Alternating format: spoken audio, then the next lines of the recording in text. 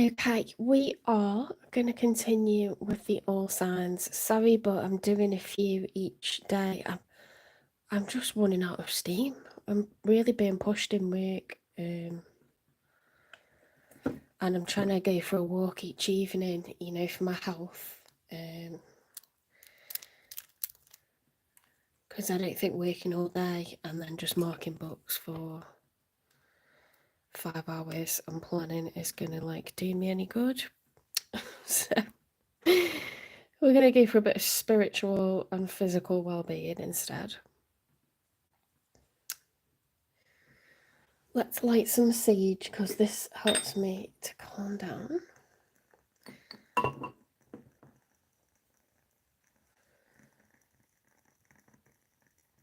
I have to be able to relax and like get in the vibe. Bloody hell, that's a bit worrying that. That wasn't relaxing. Okay. I'm going to blow that candle out, even though it's kind of cute. Because it's a bit noisy. It's a really nice candle, it's Coastal Sunset.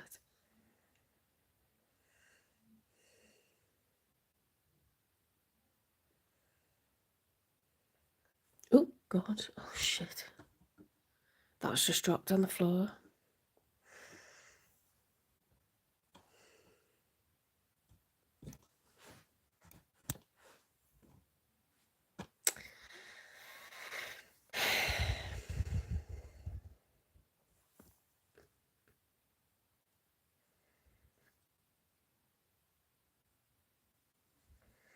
Bit of coffee, bit of sage.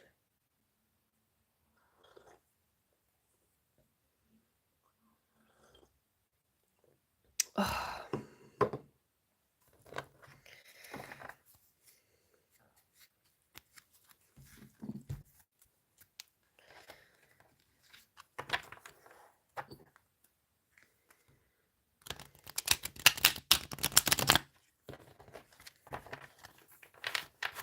I'm really stressed now because that's probably burnt the carpet. Oh dear. Never mind. Hi Addison. So just before the questions start, it's readings by zodiac sign. Okay, you have to watch your zodiac sign, or you can cross-watch and watch the sign of your person. You can absolutely get a shout out.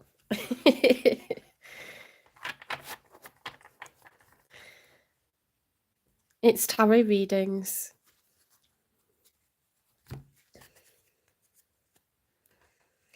So you watch the sign of your person. It's weekly love readings, okay?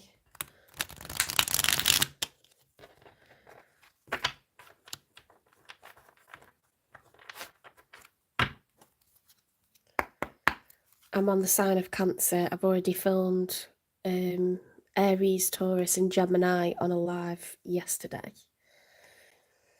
Okay, spirit guides, universe and angels, please stand beside me and guide me for Cancer's highest good.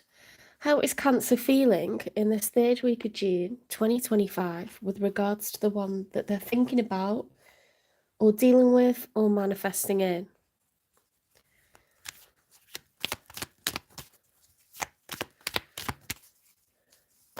Depends if you're like the beginning of July or the end. You could be, let's think, middle of August is Leo. You could be Cancer. Hi Adrian, hi Irene, hi L Jones. Oh my goodness, straight out with the Tower card.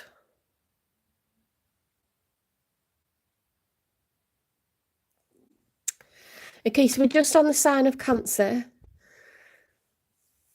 I'll be doing Leo after this, okay? The Tower can be positive or negative. Okay, it's a major arcana, which means the change would be major. So it's like your workplace telling you that you're getting made redundant, or it's like, you know, a partner telling you, like, I'm not happy in this relationship, we need to talk, you know, I'm breaking up with you. Or it's like deciding that you're gonna move to another country. Okay, you're gonna totally relocate. Towers can be caused by you. You can cause a tower, you can break up with someone, you can leave a job, you can hand in your notice, you know, move away, relocate. It's a major change though. A tower can be caused by another person. It can also be caused by the universe. So if I was involved with someone who was very karmic, very toxic, and I just didn't heed the red flags, a tower moment could be caused, okay, to force me to wake up, okay, and that would escalate anyway. Maybe it's not the best example because a karmic lesson is supposed to do that, but towers can be good or bad. It's just major change, okay, and it's your first card out, Cancer, so it's Aries energy, fire energy, major change this week. We'll see what else comes out. The Seven of Cups reversed. Okay, so the Seven of Cups upright is, I don't view cups as different people that we're looking at. I just view it as someone who's at a crossroads trying to decide like where to go next, you know, and that could be a place, it could be setting goals, it could be other people, but it's usually after you've left a relationship.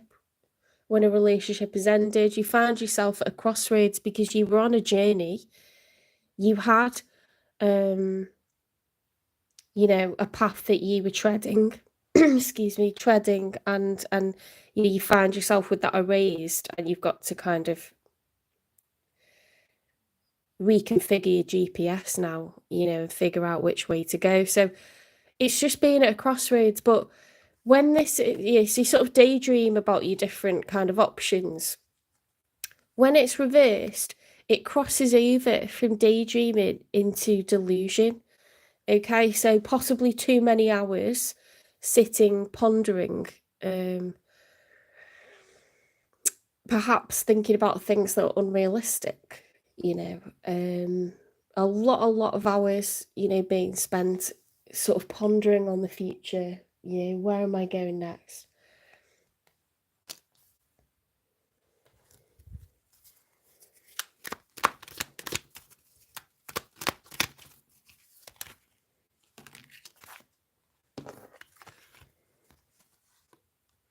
We've got the Seven of Wands reversed and the High Priestess. So the Seven of Wands, when it's upright, is when we're feeling really competitive. We've got the advantage, we've got the high ground, we're confident. It's like if you went for a promotion and you were up against like a lot of people on your team, but you think, you know what, I've got that extra something, I'm really good with this, or I've got more years of experience, or I've got the latest, you know, up-to-date training, or I've done extra courses in something, or I've got this particular character about me. It's something where it doesn't have to be a promotion, but it's just like an easy example where you're up against the competition. But when this is upright, you feel like you've got the advantage. It's competitive. Again, it's wands, so it's fire energy. That's reverse though. So it's this sense of like, I don't feel like I've got that edge. I don't feel like I've got what people are looking for. It's a bit of a pessimistic vibe. Or, yeah, if it's not like feeling weak, it's more, you could be overly competitive, you could be pushy, yeah, domineering, overbearing. The High Priestess. Okay, so the High Priestess is a card where you're following your third eye, you're following your gut, your intuition. What are you being led to do? What are you being called to do? It's not logic, it's not heart. It's, I believe that this is what I should be doing. It's about trust, it's about faith. You know, the universe has a plan for me. I feel like I'm meant to be doing this. It's more intuitive, it's more spiritual.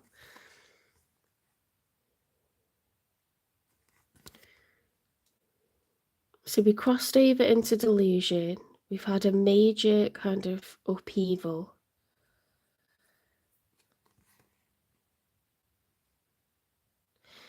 Maybe you're struggling with your intuition at this time because that seems quite powerful. Big change, you know. It's causing us to kind of like maybe lose a sense of reality. You become less grounded when there's a lot of drama, don't you? Hi everyone, welcome in. Is it Javon? Or yeah, it's Havon or Yavon. Tell me how to pronounce it because I feel like an idiot. I want to be respectful with your name. I'm sure we've had this conversation before as well.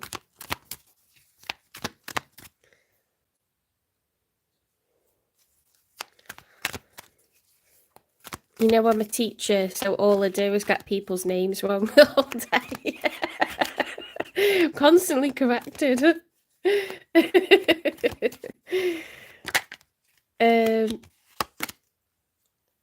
Right, these are going to be the cards for the person that's showing up in your reading now. So we've got the Hanged Man, and the Hanged Man is upright. So the person that's on your mind, or the one you're currently dealing with, or someone that you're manifesting in for the future, they're in a good kind of energy, because this is about being willing to turn yourself upside down to see things from other people's perspective. It's like the opposite of being stubborn. It's being open-minded. Okay, like I'm willing to see things from another point of view. I can't say much more than that at this moment. Let's get some more cards.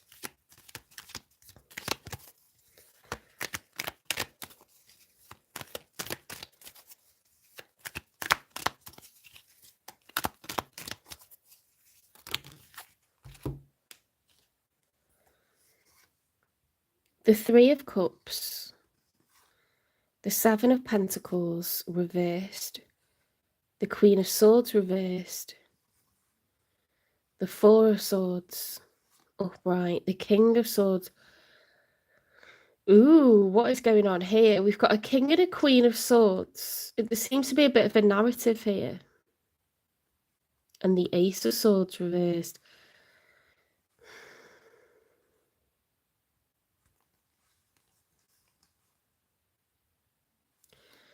There's too many people here.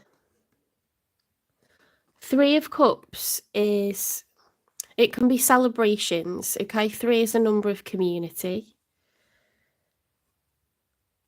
The Two of Cups card, let's put the others down for a sec. The Two of Cups card is two people that I've just met and they're falling in love and the feeling's mutual. Okay, they're each offering a cup of emotion. When you add another person into the dynamic, that's too many. Okay, three is a crowd.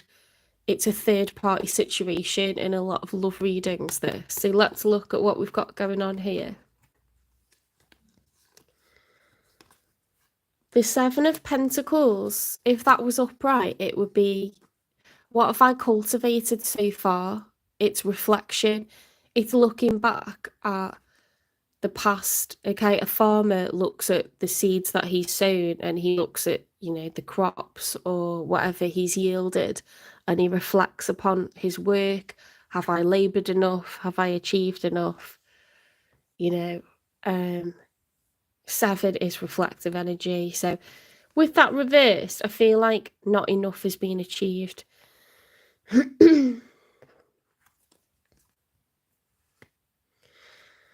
The Queen of Swords reversed. When it's upright, the Queen of Swords is air energy, so it's Gemini, Libra, Aquarius energy. Swords are thoughts, their knowledge, facts, information, communication. A Queen of Swords, when she's upright, is no nonsense. Okay, she's intelligent, intellectual. She can come off a bit businesslike, a bit cold. Okay, but she's truthful. She's honest. Air energies, they intellectualize things. Okay. With her being reversed, it kind of gives off a divorce energy, okay? And then further on, we've got the King of Swords, and he's reversed. So I feel like there's a married couple here, because we've got matching suits. They're both reversed. It's feminine and masculine energy. Okay, so... And then we've got the Four of Swords, which is much needed respite, and that's sort of between the two of them. So taking a break. And then we've got the, excuse me, the Ace of Swords reverse, which is like a secret that's yet to be revealed, clarity that hasn't quite arrived over a situation. Ace of Swords, when it's upright, is like a confession, a truth, a major revelation, knowing exactly what needs to be done. Swords cut through the fog, they cut through the smoke, and you get clarity, you get clear air. So with that being reversed, it's like we haven't quite sorted this situation out and no one's really happy about it. The King of Swords again, it's Gemini, Libra, Aquarius energy. Intellectual person. They tend to be a bit more business-like compared with other people. Depends what the moon sign is. They come off as someone who, you know, you could be soft as anything on the inside and when alone, or, you know, behind closed doors, but in front of others, they could be social, outgoing, but I mean, Aquarius energy is like acts of service. They like to serve the community. They like to help others. They could be a teacher, a mentor, a charity worker. They could be in the justice system. You know, someone that's got a strong sense of right and wrong, truth, honour, education.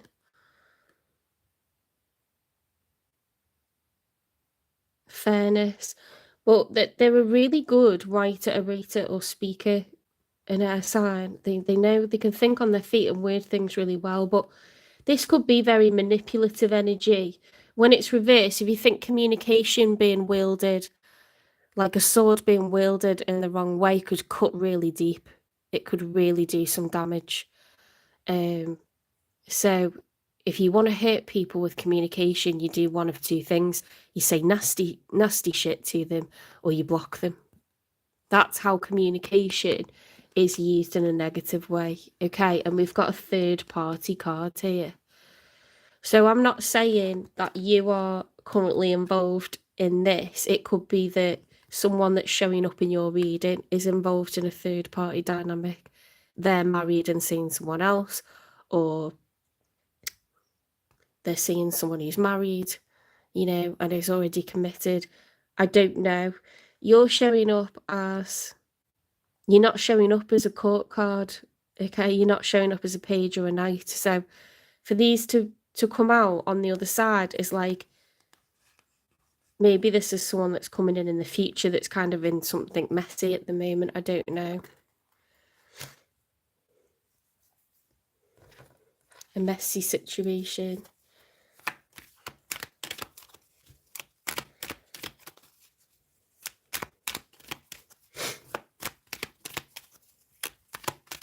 Let's get one more for them, and then we'll clarify. Sorry, then we'll get 3 cards for the outcome. and then we'll clarify their side.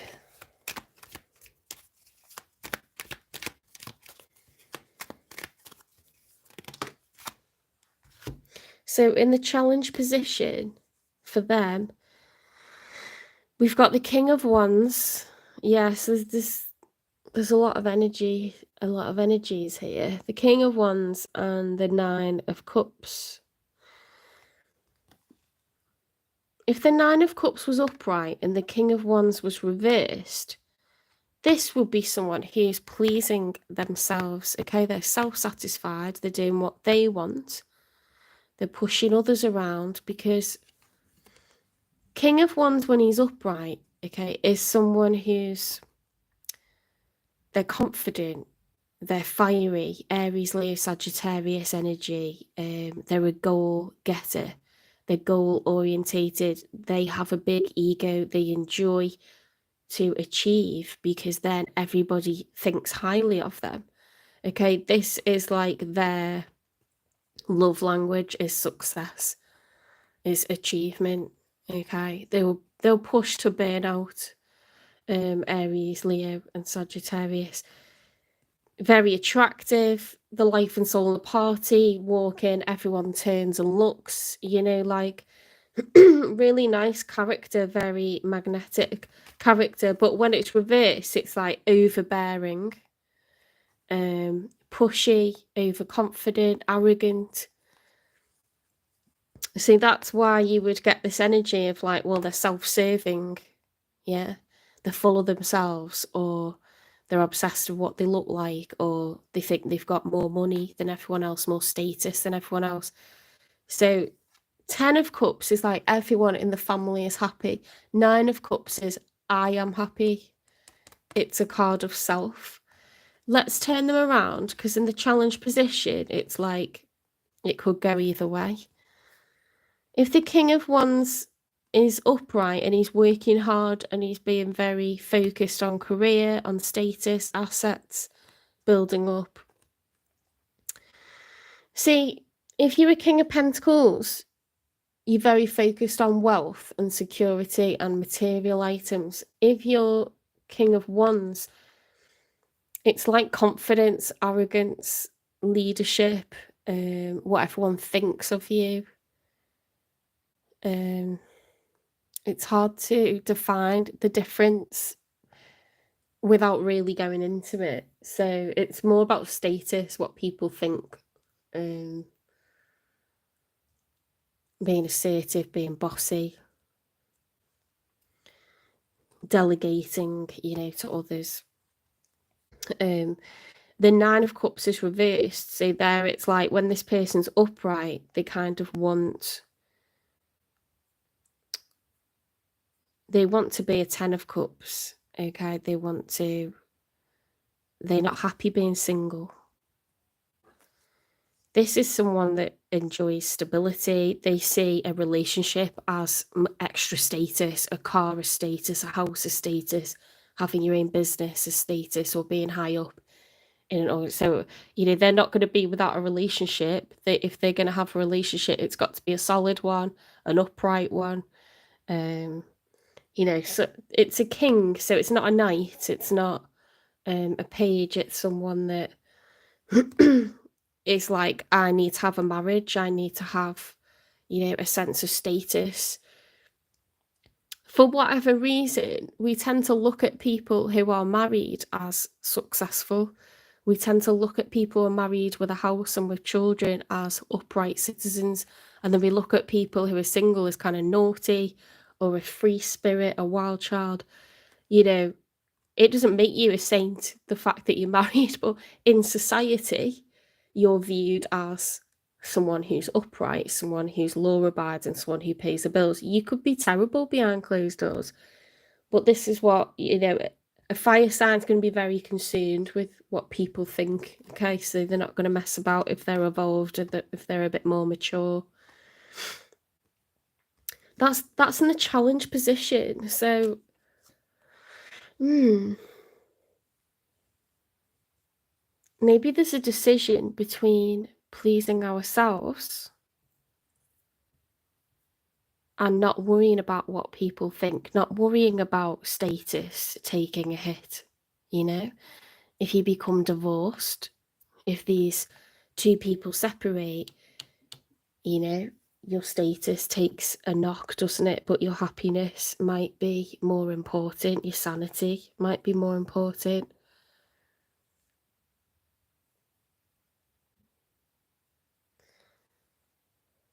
You love money, you don't need love.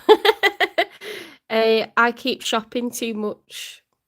I'm obsessed with stuff and it doesn't keep you warm at night. It's good to reward yourself, but I'm surrounded by stuff. Let's get a 3 for the outcome.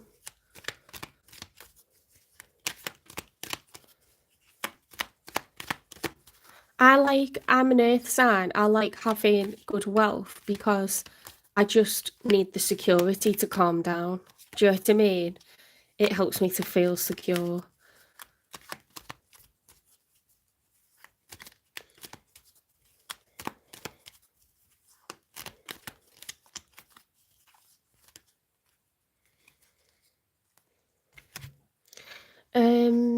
Right, we've got the Judgment. So someone's being called to act by angels. It's like, come on, wake up. Time is of the essence. We've got to move. 8 of Swords is being mentally trapped. So it's all an illusion. It's, you know, you're lying to yourself if you think there's no way out of this. This is really interesting, isn't it? I think this King of Wands wants out of a marriage. Hi, welcome in. I'm not answering individual questions. I'm doing the signs, so we're on the sign of Cancer. You need to watch the sign for yourself or the sign of your person, okay?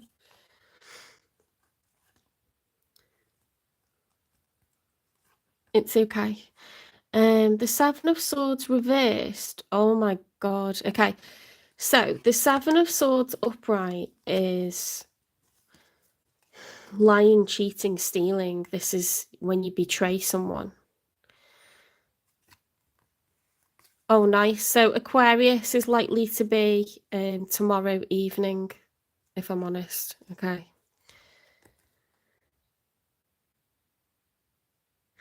Seven of Swords, when it's reversed, is the lying, the cheating, or stealing being exposed. And I don't mean a confession, I mean getting caught, getting found out.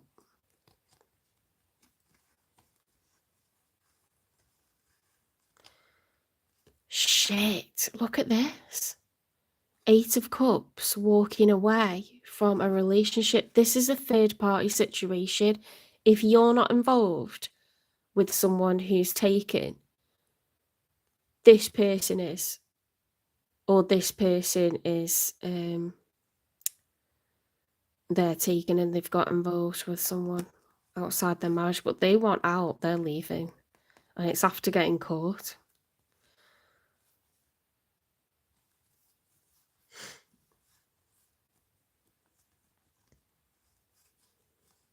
They should have left a while ago. This could have been going on for a while.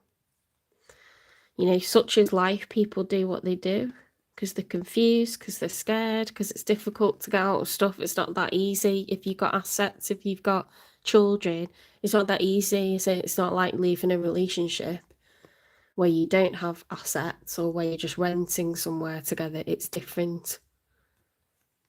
There's a lot of like people involved potentially. The Hermit reversed. Okay, interesting. The 8 of Pentacles upright.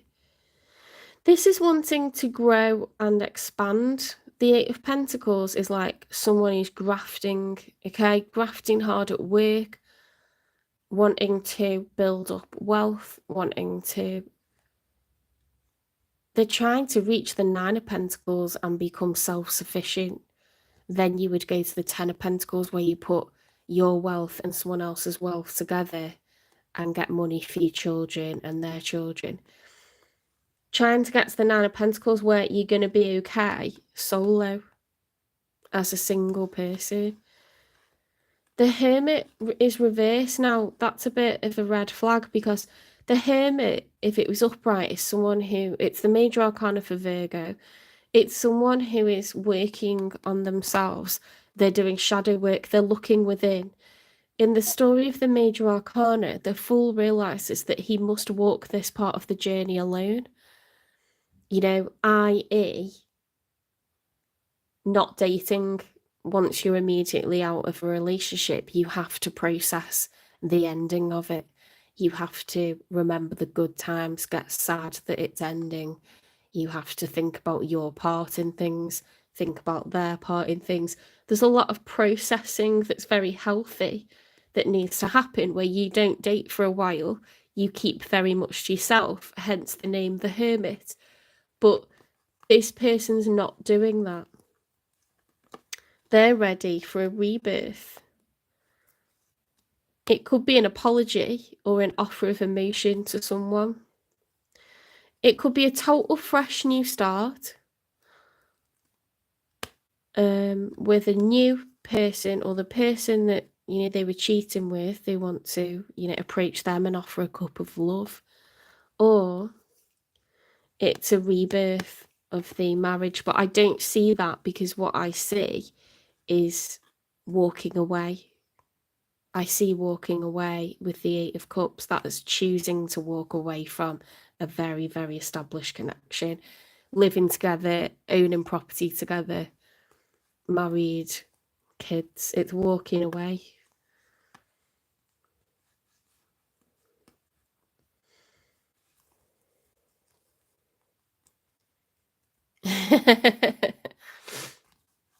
There's tea all over this table. It's pouring over the edges. There's a lot going on here. It definitely seems like there's been cheating. Okay, there's been a third party situation, and it's all going on in this. Look how simple your side is. I know you've got the Tower card, but it's like, it's pretty simple. This side's a mess, isn't it? It's an absolute mess. Okay, so the fact that they're a matching suit, the King and Queen of Swords, you know, couples don't have to show up as that, but the fact that it's a king and a queen, they're both air signs, it's like a marriage. Do you know what I mean? And then one person's transitioning from being a king or queen of swords reversed to a king of wands, and you know, that Nine of Cups is like, I have to do what's right for me. I have to do what's right for me, not what's right for the whole family. I have to do what's right for me. You're having crumpets. Crumpets with your tea. Dip them in it.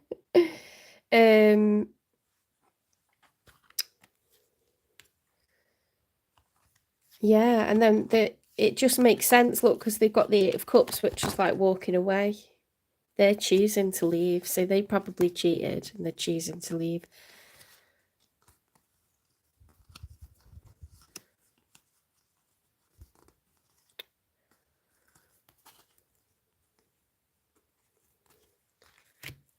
I mean, maybe they didn't cheat, maybe they found out someone cheated on them, but I would say if they found out someone cheated on them, the cards I'd expect to come out for them would be like the Three of Swords, you know, broken-hearted, grief, the Five of Cups, you know, grief, sadness, loss, regret. I'm not getting that. I'm like, I have to follow my happiness with the Nine of Cups. I can't think about anyone else.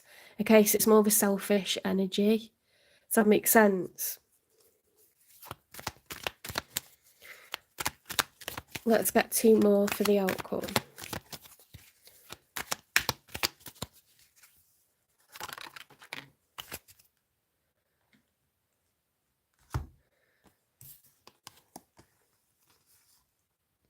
Look, the Two of Cups is the start of a relationship. It's when you first are dating and you fall in love, and each person feels the same. There's nothing unrequited about this. The Strength is reversed, so it's a very emotional time. The Three of Wands is reversed, so we're not taking action.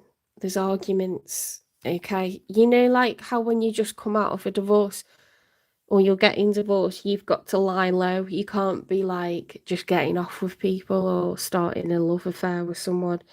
You're trying to be discreet, you know, for the other person, especially if they don't want a divorce, or even if they do, they could just make your life hell, couldn't they, and use it against you. So people tend to lie low, or they say, look, I need a bit of space to just let the dust settle on all of this. I don't want everyone knowing.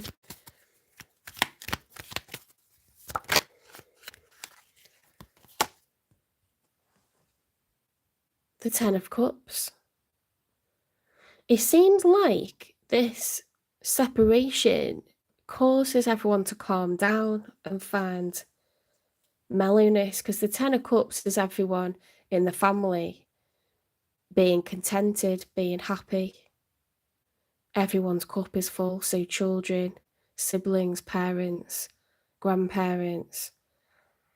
Perhaps it wasn't a peaceful household before because the king and the queen were both reversed, weren't they? So there could have been arguments, there could have been, bad words, belittling, bullying, demeaning, or there could be like sulking, you know. There's nothing worse than like walking into a room and you could cut the atmosphere with a knife.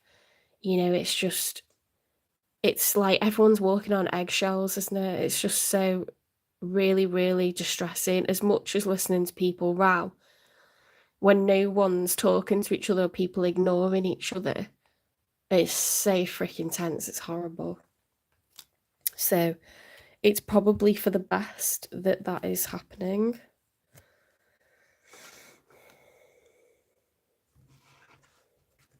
Let's clarify.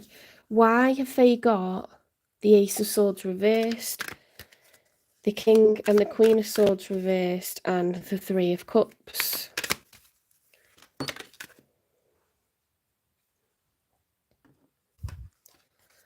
Teasing. Dangling partial truths needing answers, shifting. Ooh. And there's your tea. Okay, the tea and the coffee.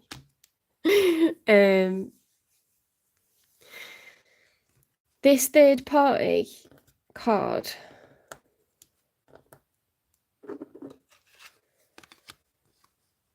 you know, like some people don't admit that they're married, or they'll make it seem okay what they're doing by getting involved with you because they say, oh, like, we're just platonic now, or we're getting separated, or we're getting divorced, we're separated, but, you know, we haven't told the kids yet, or like, people have a way of like finessing the situation. And do you remember me saying that the King and the Queen of Swords are very good with words? They're good at thinking on their feet. They're a brilliant orator, writer, thinker, and they're also strategists. So if you think of a chessboard, this is the kind of person that can plan ahead, okay? And by the time they're taking action on something, they won't make it look like that. They won't admit, but they've had this plan for a while, okay? This is the kind of person that has had a plan for a while, okay? There's nothing spontaneous about this. It's a strategist. Everything is a chess game to them. And when those cards are reversed, which both of them are, there could be like games being played, like mutual, you know, between these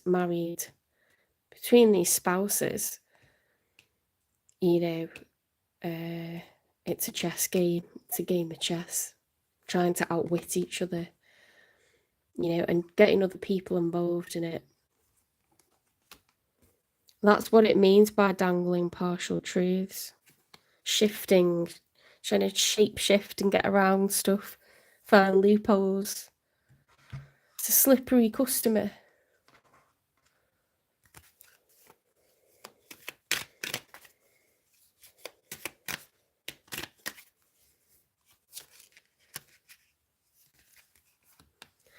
Hidden thorns, look beyond the romance to discern true intentions. Ooh. Yeah, like, it's very clear that these people do not get along. They're not happy where they are, you know? Insecure. So, when you know that you're cheating, you kind of get a bit paranoid. You wonder if people are following you, if the other person's found out.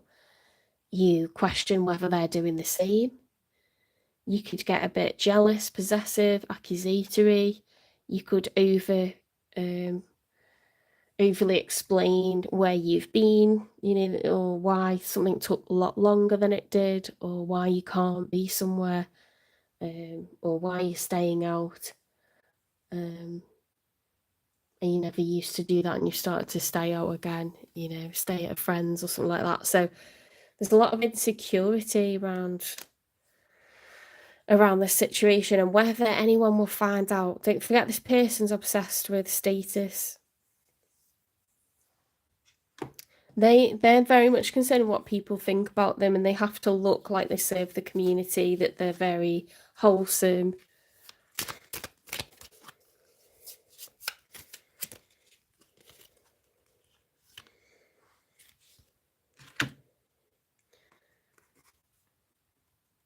I just want you to be happy, even if it's not with me.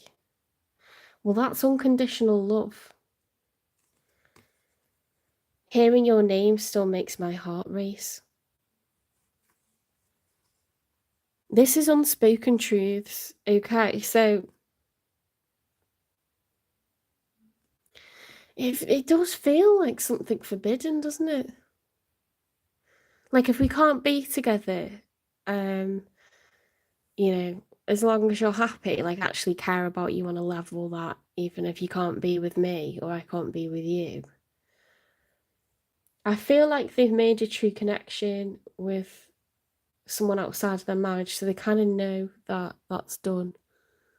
Because you wouldn't feel that way if you were in love with your spouse, would you? They wouldn't be getting that feeling off the person that they're divorcing. Hearing your name still makes my heart race. So either you've been involved with this person and that's why they're showing up, or this is just, you know, they're completely like thrilled with like something outside their marriage, you know, which says that marriage is done, isn't it? Let's be honest. If Cancer hasn't met this person yet, when will they meet them? I mean, it's not very attractive, is it, to think you could meet someone that's been a cheater, but it's because they're not happy where they are. And as we've said, honestly, it isn't like once you're in, like, not in love with someone anymore, you can just walk away. You took a vow, you're supposed to stay together. A lot of people would have a lot of shit to say about it. You know, gossip is like a big deal to people. They worry about what people think, but it's the opinions of everyone around you that you care about, that you love. You know, you're going to worry about parents and what they think, that you're going to worry about your children. Don't force things, okay? So maybe this is a way off yet.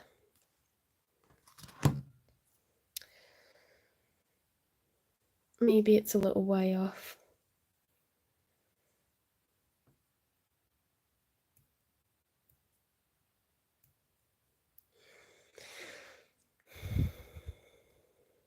Interesting.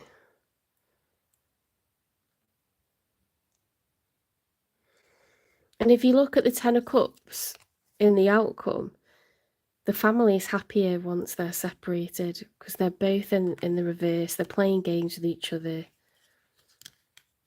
Yeah, there's arguments. It's no good.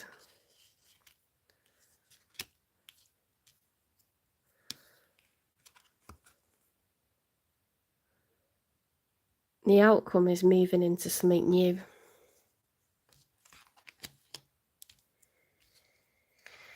Sometimes when you have a third party situation, the person that has had the affair, like the one outside the marriage, they don't get to keep the person. It's more like you were the catalyst for these people separating.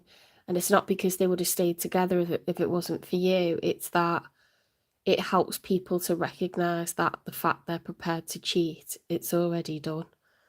Because if that got exposed, they're already putting everything that's precious to them on the line, aren't they? So, you know, the marriage is in a bad way once people are doing that. So it likely should have ended a while ago. Because I'm just wondering why they're showing up in your reading if it doesn't seem like you're involved with them. But just because they had an affair and they've got feelings for someone doesn't mean they're not just going to let them go. You know, they might have to. They might not have a choice because they've got so much shit going on. Wild. Believe in your otherworldly beauty, dance with the waves and drink in the sunshine.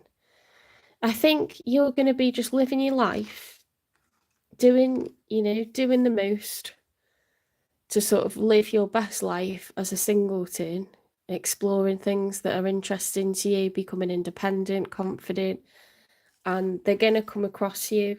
And maybe this Two of Cups is, you know, for you and them. This new kind of like falling in love energy. I think it's just going to happen naturally. It says don't force it.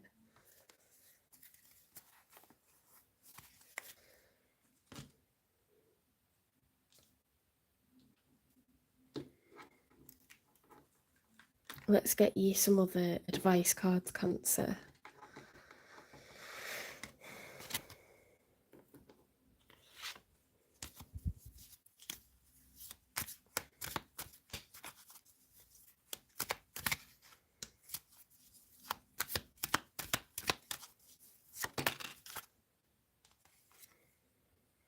Overcoming obstacles, you can overcome anything.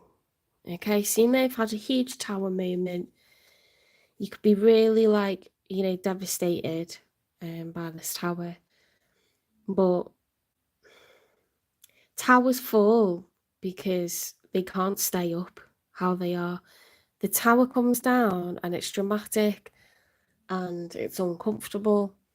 But what gets rebuilt in its place is much better. It's better quality, it has stronger foundations, it's meant to last. Okay, so the tower, we shouldn't force the tower to stay up. It's going to be okay. We have to let the tower fall, okay? Otherwise, you're just kind of fighting the inevitable, aren't you? Swimming against the tide, whatever you want to call it.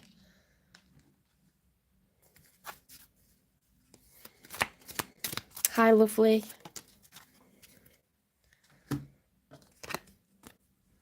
Unconditional love. Oh my God, that's weird, isn't it?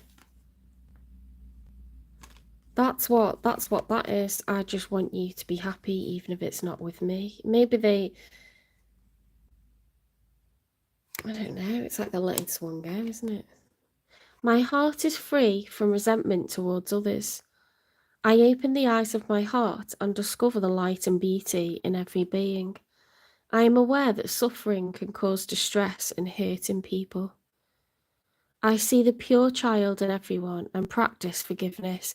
So you could feel like, you know, this tower moment, maybe someone brought this tower to you and you were like, thanks a fucking bunch. Do you know what I mean? If someone announced they don't want to be together anymore, they went back on a promise. I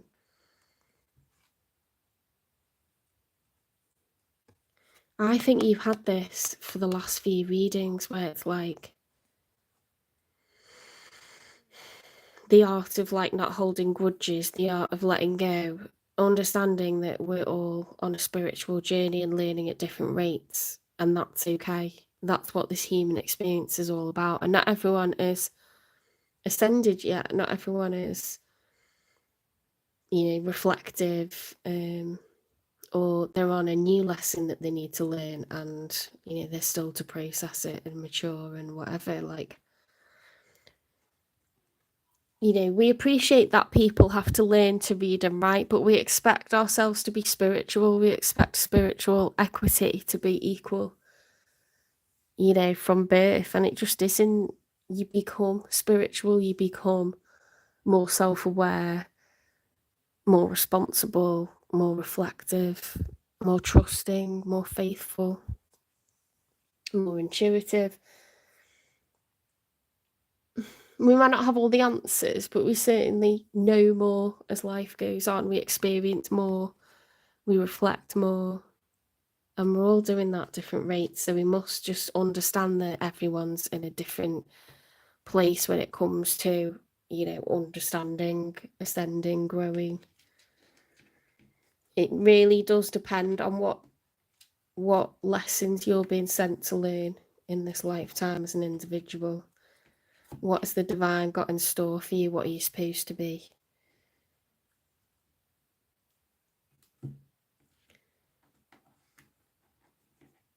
What are you supposed to be learning and realising?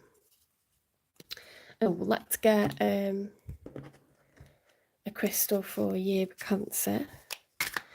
So the universe is like, this is all going to peter, you know, and sort of filter down and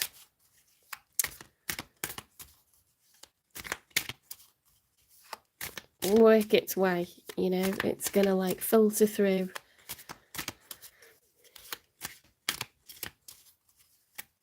In its own sweet time.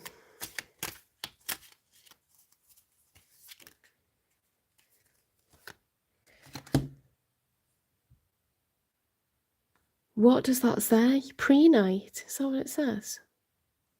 Pre-night. That's for the sacral chakra.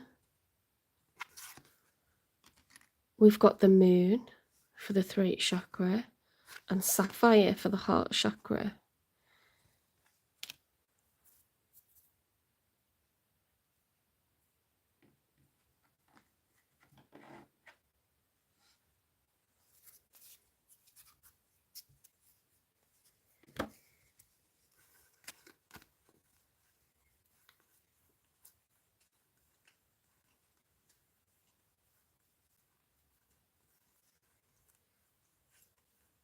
Pre-night. I don't know if I've seen that before. I don't think I've got that one.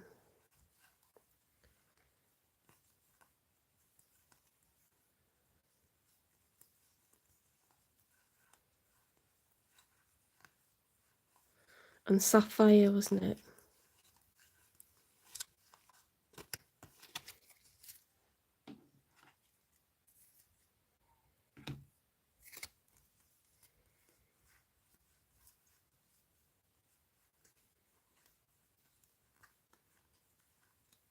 There's sapphire. Oh, is it? No, that doesn't say pyrite, does it?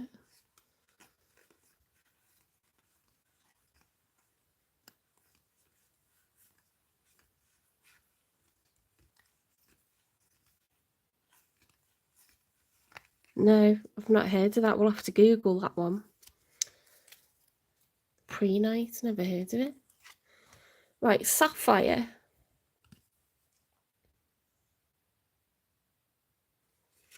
Who else only thought sapphires were blue?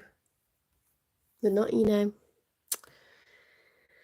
What it is, often blue, but sometimes pink or yellow, sapphire, like ruby, is a variety of the mineral corundum. With its peacemaking force field of sparkle energy, sapphire protects the vulnerable and squishy stuff inside from judgmental people and their unsolicited BS. Who needs it? Students of ancient wisdom. Where to put it? On your right middle finger, the finger of Saturn. Sapphires associate a planet. When to use it? When resentments are doing more damage to you than to those you're holding them against, enlist sapphire to call forth that old soul that resides within, the wisest part of you who couldn't possibly care less about what anybody else thinks of you. Find your tranquil place. Well, that's everything we've spoken about for you and this person that's coming in. We mustn't worry about what other people think. We mustn't let that govern. You know, and letting go of grudges, opening up the heart chakra, loving people unconditionally, even if it means letting them go. You know, wanting what's best for them, even if it means not being with you anymore.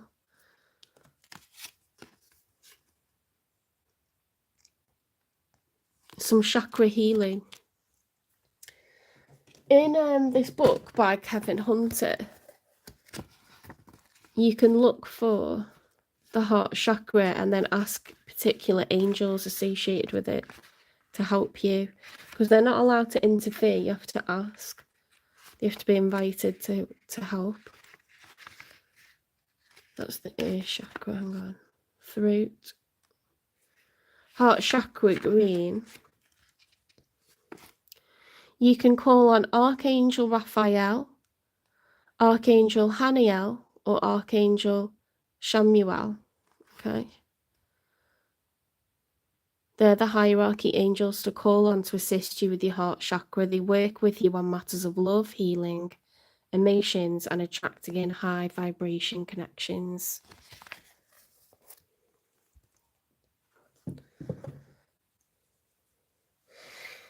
Okay, take care of yourself. Go and be wild. Be confident. Be unconditionally loving, okay? Accept people for the actions that they've taken. Accept what's happened, you know. Let them free. Cast that net out and let them free.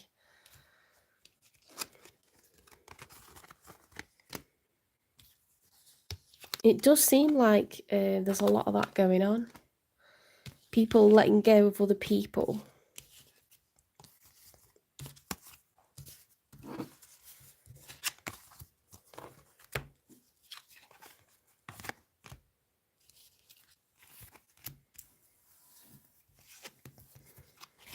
An hour, bloody hell. I've been slow because I'm tired.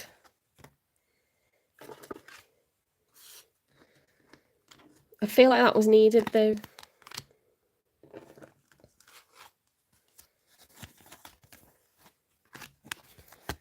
We've had a spiritual heart to heart.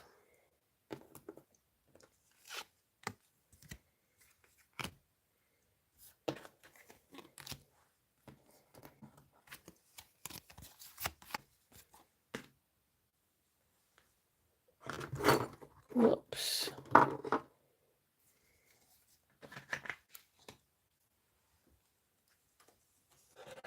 Right, on to Leo.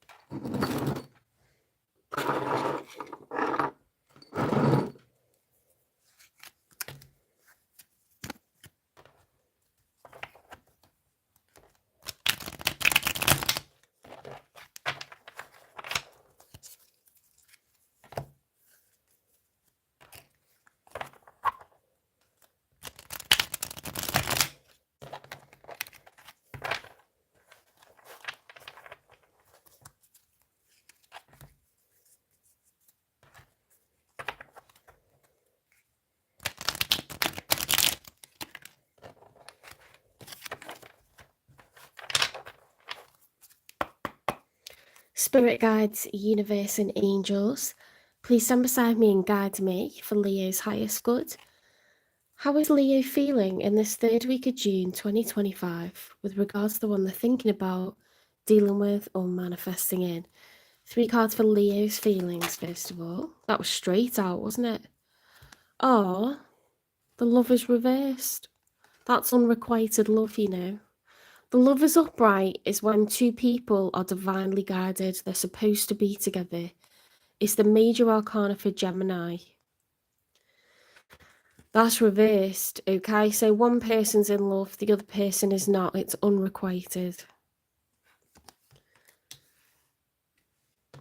So you may feel like you thought you were meeting a soulmate and it's turned out that they're not so deeply into you, okay? It isn't like that for them. Yeah, disappointing.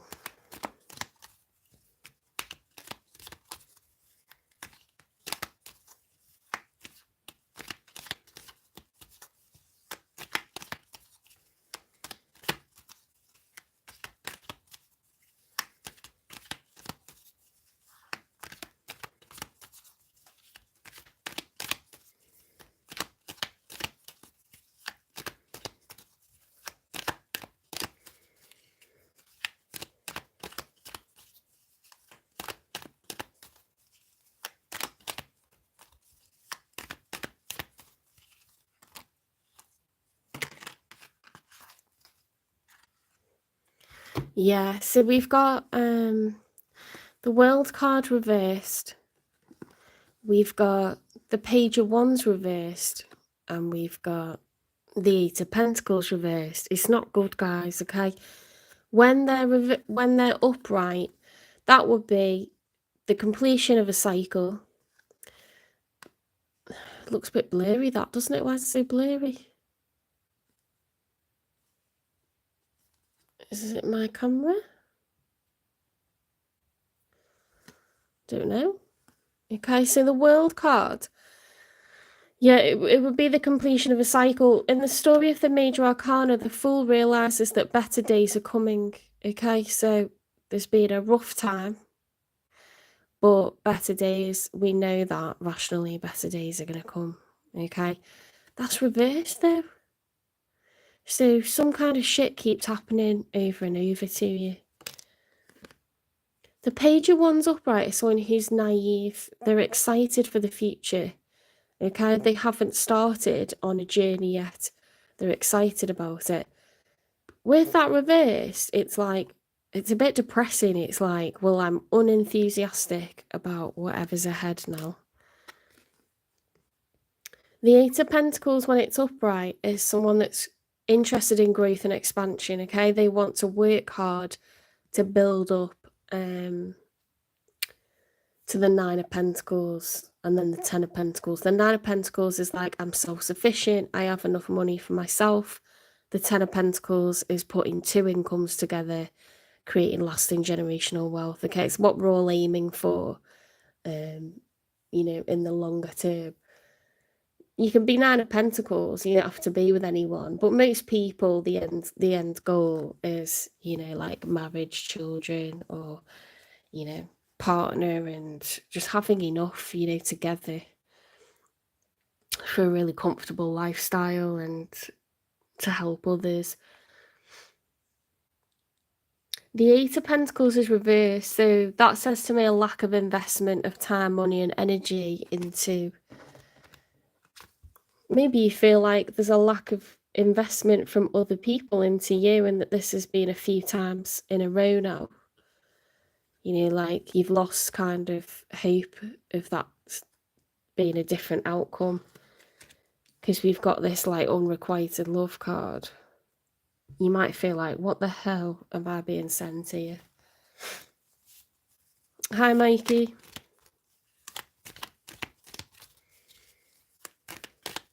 We're just on Leo.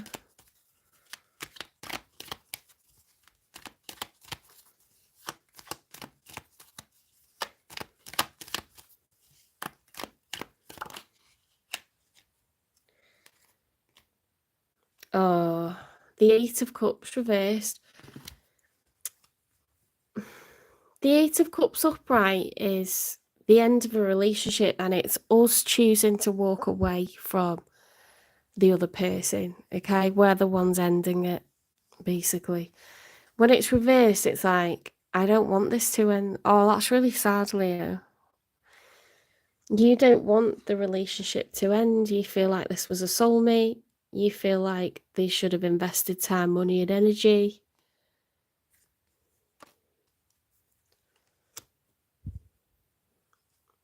This is like, I don't want it to end.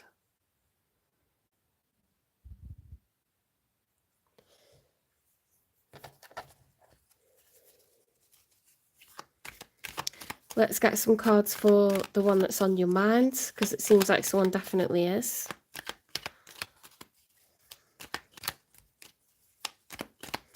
How are they feeling?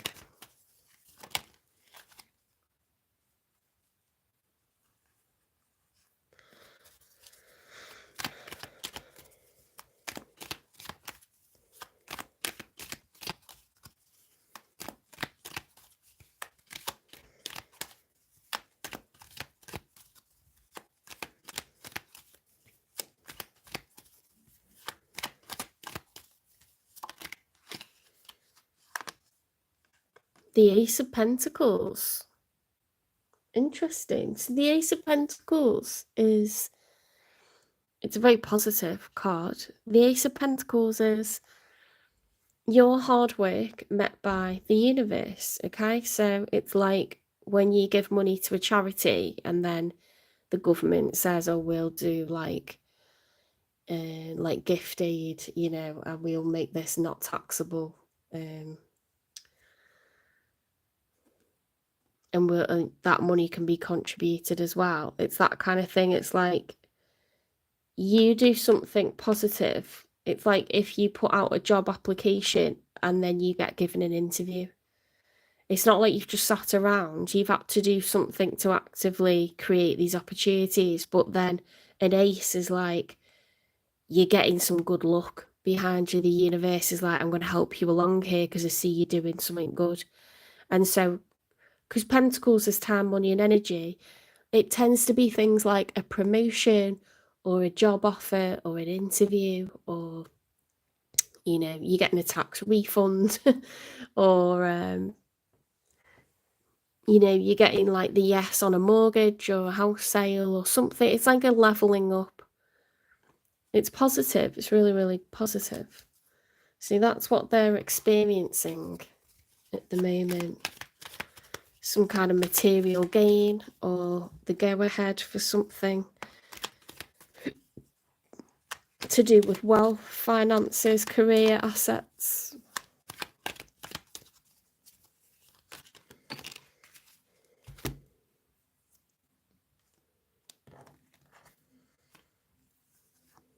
We've got the Knight of Cups, Nine of Cups reversed, the Justice reversed, and the Ace of Swords. Someone feels really unfairly treated, and isn't that interesting? Because you're mirroring each other. So whether this is like the person that you feel hurt by or let down by, or that's just being the story and the general narrative, and this is a totally separate person coming in the future, you are both experiencing this sense of, I don't want to be single, I'm not happy being single. The Nine of Cups, when it's upright, is I'm happy within myself, I'm contented as, you know, an individual. This is like, I'm not happy as an individual, I don't want to be by myself, I want 10 of Cups, I want a family, I want a spouse, I want to come home and I've got someone to share the day with, or take turns cooking, or, you know, all that good stuff that you get in a functioning relationship, a partnership. Knight of Cups is romantic energy. It's like, I want to move towards someone and date them. I don't want to be single. There's a lack of justice, okay? It's the major arcana for Libra.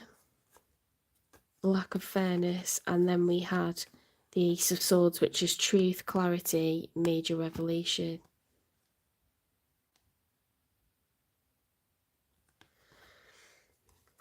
This person wants to level up, okay? They're in a financial position to do it. They've just kind of had some kind of financial growth, and, you know, it's through hard work. They want to put their income together with another person to then, you know, they want to date someone, but grow with them and be a true team.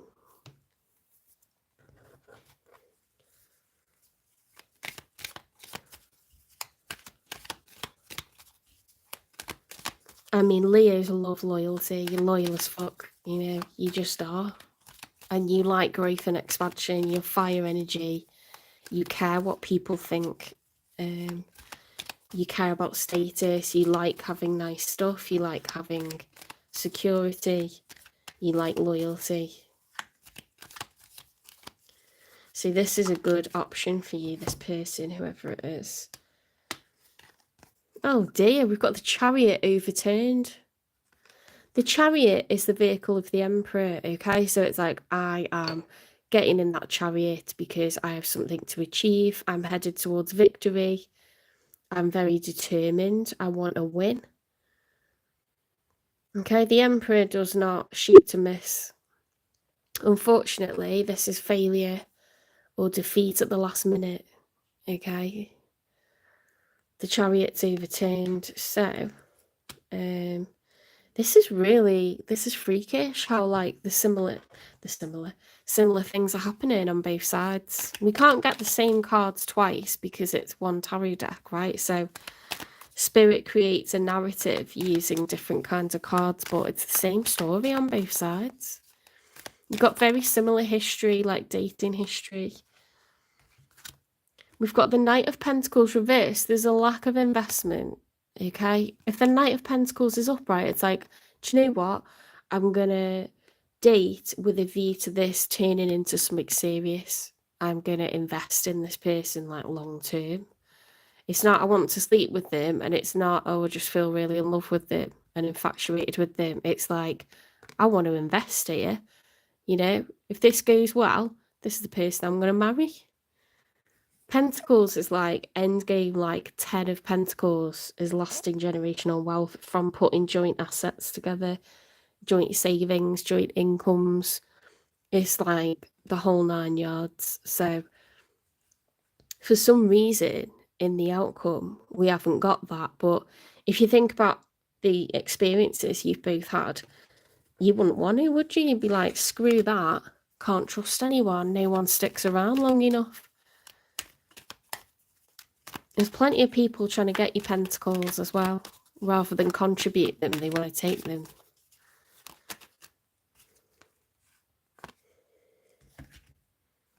We've got the Death card upright with the 8 of Swords reversed. This is good. This is progress, okay? See, that's the major arcana for Scorpio. So you could have some of that in your chart, or they could. Or it could just be that we're walking through the gates, we're leaving the past behind, okay? Brand new chapter. We're no longer up in our head feeling stuck, because that's what that would be. Yeah, blindfolded, feeling trapped, like there's no way out. We've realised that isn't the issue. It's not a problem, okay? We can move on. We can live and let live. Let's get one more for the outcome.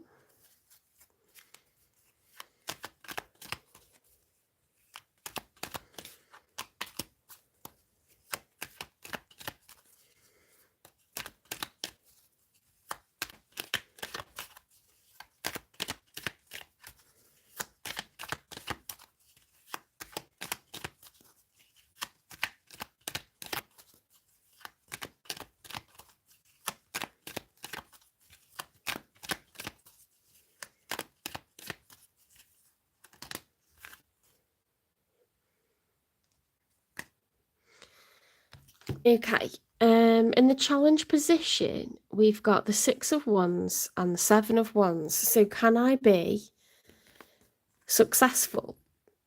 Do I have what it takes to attract a good suitor? Will I be recognised? Let's talk about the one by one. So the 7 of Wands is fire energy. It's I'm competitive. I've got the advantage. I've got what it takes to win this promotion against everyone else in my team. It's being confident and assertive and thrashing about, you know, going like, back off you lot because this is mine. The 6 of Wands is fire energy again. It's like, I wish to be celebrated. I wish to be recognised. I wish to feel successful. I want everyone to clap and cheer me on. I want pats on the back. I want people telling me well done. So you kind of do this with this as the, this is the hope, this is the wish. So that's the challenge. Can I do it? So we're trying to pick up our confidence. If you look at these lower cards, we're trying to sort of like galvanize ourselves to be that fiery person again and hold our head up high. After basically like struggling to cling on to, Leo, you were clinging on to the past, onto people that just aren't your soulmate.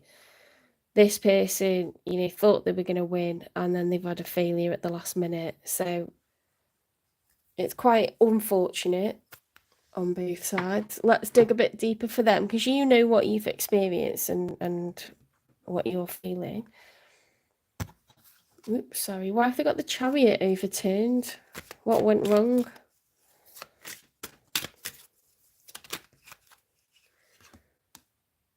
Oh no. Other loves. So someone that this person had invested in was still seeing other people. They're an absolute swindler, a cheater, a liar.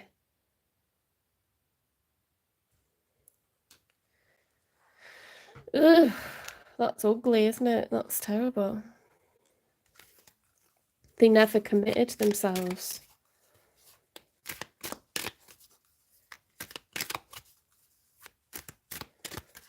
What did we have here? The Knight of Cups. So they really loved this person. They were falling in love with them, and they found out that that's what the lack of justice was, and the lack of happiness. That was reversed, wasn't it?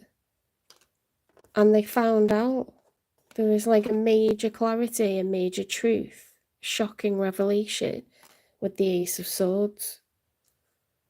So they were in love with this person, and then they found out that they weren't exclusive with them, that they'd been cheating.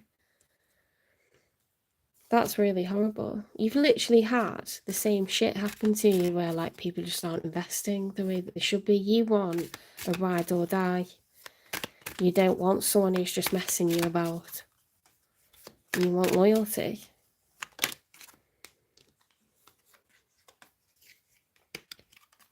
Hi, welcome into the chat. I'm not taking individual questions. I'm reading for the signs, just to let you know. Okay, so we're in the middle of Leo. Legacies, rebirth, honour history's remains to restore and breathe life into forgotten tales. I think that's like, do people even believe in loyal romance? Do people even believe in, being faithful anymore? Like, there's so much deceit, isn't there, and lack of investment long term. It's just like, well, we'll just get with each other and we'll just be with anyone. And like, my body is anyone's, because, if I'm not investing, I can't lose anything, and I probably haven't got anything to invest anyway. It's tough times at the moment, job-wise, holding down a job. You used to have a career in a company for 20, 30, 40 years, and you'd retire in the place that you first started to work. It just doesn't happen, does it? It's like every few months you're trying to find out whether you've got a job. It's quite shitty, to be honest. Very, very tumultuous times. Very, very difficult to get people to invest long term, because they're scared shitless that they're not going to live up to, what they're supposed to. The stereotype is like that you are a great partner, that you've got a great career, that you're never out of work, you stay with the same company and it's all gravy. How does anyone do that these days? I don't know. I really don't know. We need to like understand motility and the ability to adapt. You know, jump before you're pushed, look for new opportunities, accept changes, because you can't fight it. This is wider things that are happening in the world. Do you know what I mean? So you got to kind of like get into something serious. Well, should take me in advice. You can't have everything sorted and then get into something serious. You can't always do that in this day and age. You obviously got to work hard and keep finding work, but maybe everything can't be nailed down and perfect when you meet someone, and therefore, you know, we need to be a bit more committal and a bit less non-committal, don't we? Because that just makes you more unstable doing that. Anger management. So, this person, when they were quizzed, they could have got angry, you know. When they were quizzed, like, did they have other lovers? They could have just, you know, when someone bites your head off, it's because they want you to stop asking questions. Because if you keep digging, you're going to get to the truth. Let's get an unspoken truth. Did you see the way that flipped out? My God. What's it say? I'm afraid to get close, and yet I'm terrified to lose you. This is what I mean. It's like people stay in a player energy, and I've done it myself, because you just think, well, what have I got to offer? Like, I can't even, like, you know, I haven't got all the answers, or I haven't got like a year's worth of stability to offer you. Like, it's very difficult times. It's very tempting to just stay loose, you know, because then you haven't got to live up to an expectation. Because when you set up with someone, it's like you might fail them, but you might fail, you know, their parents are watching to see how you carry yourself under stress. They're watching to see whether you stay employed. They're watching to see whether you are fair to their son or daughter. You know, like, there's a lot of pressure. There's a lot of pressure, you know, and you get duties and responsibilities where you have to be supportive, where you have to turn up at family events. You know, your time is not your own. So it's not easy being in a relationship. It takes work. It's complex. You have to be able to get on with everyone in the family, you know, be in a good mood when you're not necessarily in a good mood, not be tired when you're tired. It can be great as well. It can be fantastic, but it's very difficult. It's very, very difficult to live up to expectations, I think.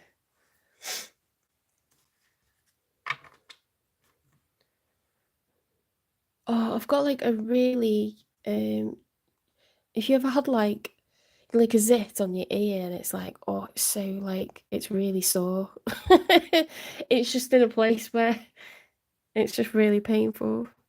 I don't know why I'm telling you that, but I keep touching it, and then it makes it worse.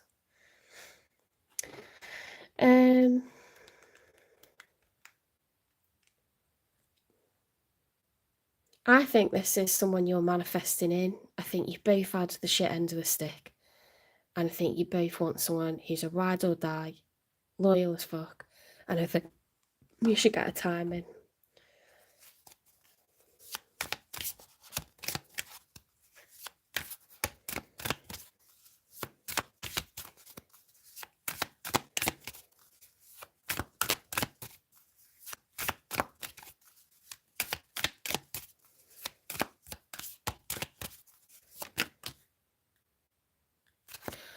Oh my God. Oh my God. Don't lose hope, Leo. Right? Don't stop buying roses. Don't stop asking people to go on a date. Don't stop thinking and daydreaming about what you want and what kind of partnership you want.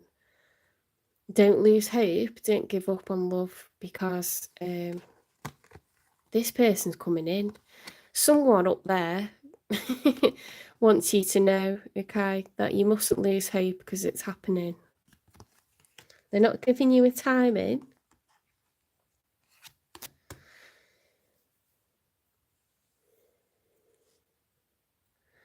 I think this person has a bit of healing to do, and I think that's why you're not getting a timing, because we can't rush other people's healing. Okay, that's not for us to do that. We can just calm down and be excited, be romantic, knowing that this is coming. Okay, it's all being lined up for us. Let's get you some advice.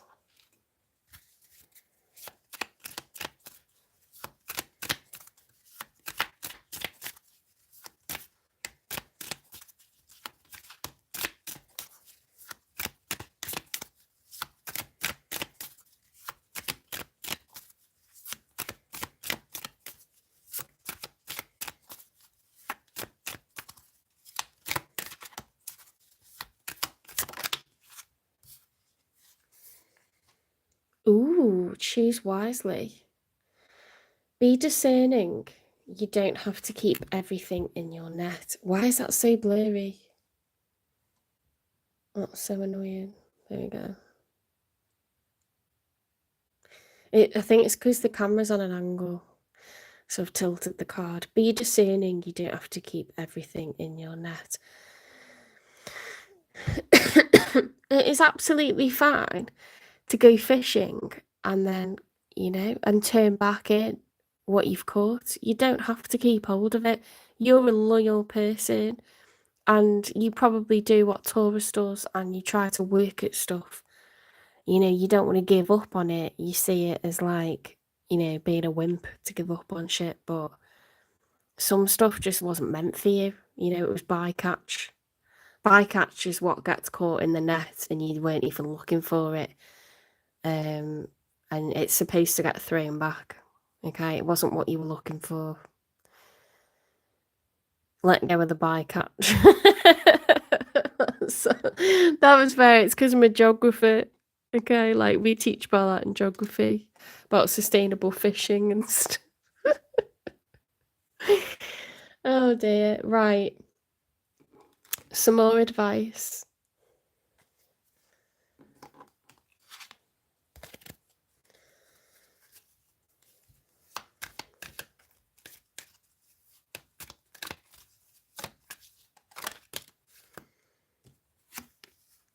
Crossing bridges. It's time for healing, connecting, mending, and releasing. How well does that go? Release that bycatch, empty that net, okay? Let go of all the things that didn't work.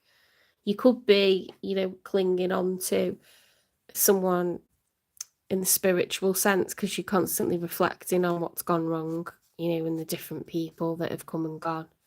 I do that prolifically, I can't stop. It's like obsession.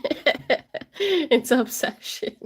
It stops when I meet someone new, but it starts up again if that goes wrong. The calm. I breathe, live, and grow the light within me. I do one thing at a time and focus on the present moment. I cast off my doubts, all fear dissipates, and I find peace in my being. That's really nice.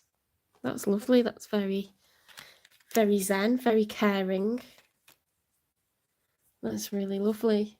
Let's get you a crystal.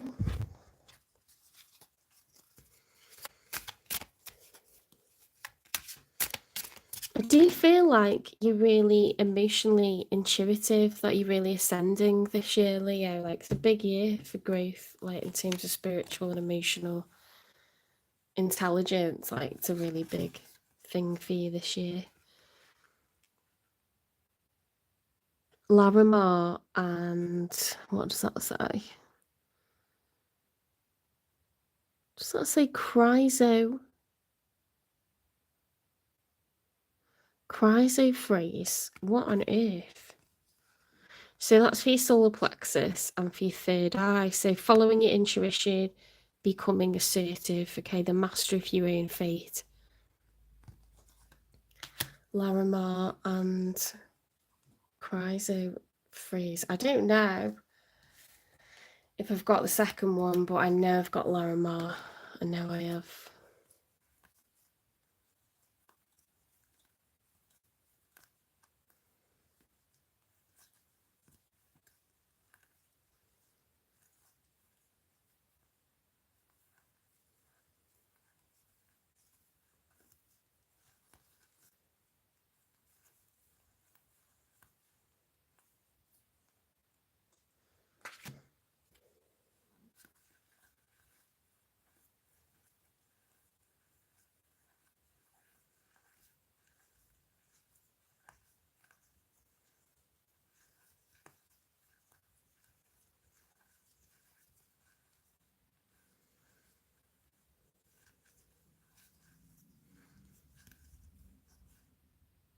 Thank God it's there. I was like, oh, I hope I haven't gone past it because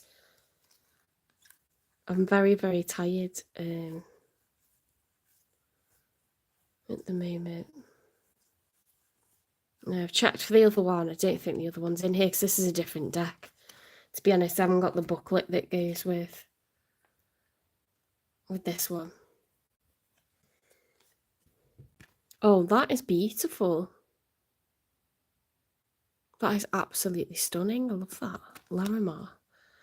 What is it? Seafoam. Oh, seafoam toned Larimar is a volcanic blue mineral only found in the Dominican Republic. Its energy is like a spiritual snow cone for the seething and the sweltering. Who needs it? The hot-tempered or any Aries. Where to put it? When super agitated, stop, drop, hold Larimar in your left hand and commence cooling breathing. That means stick out your rolled tongue and slowly inhale and exhale like you're sucking through a straw. When to use it? When you feel like all of the world's problems are suddenly just your problem. When anger stands between you and the formation of articulate sentences, remember, chill is a choice. Ride the cool breeze with Larimar. Slow your roll. That's beautiful. I love that. Okay, I hope that was helpful. Please give me a like, share, subscribe, follow, repost, support the channel. Thank you so much to current subscribers, new subscribers, followers. Both channels are growing really nicely on TikTok and YouTube. So that's really exciting.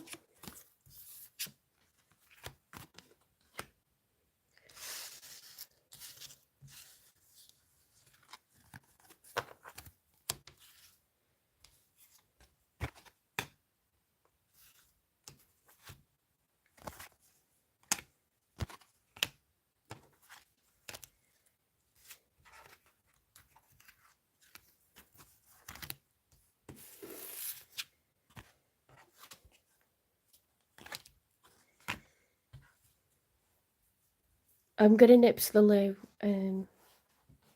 It can't wait because you never do long ass readings.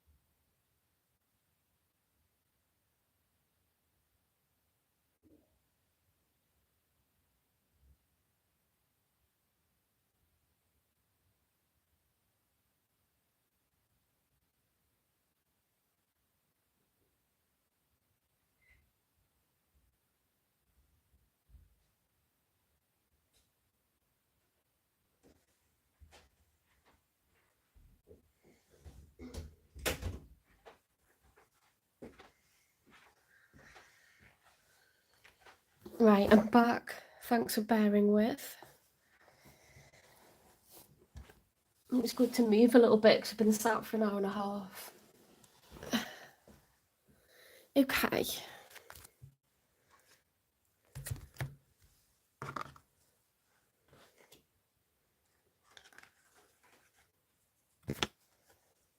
So on to Virgo.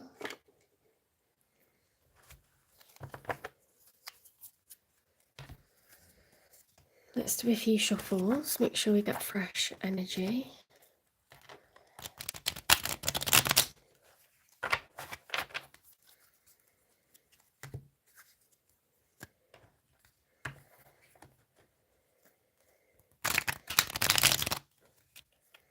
I went for a walk this evening and I'm so glad that I did it because my ankles were swelling up and I thought, oh my God, I've got like a serious health problem.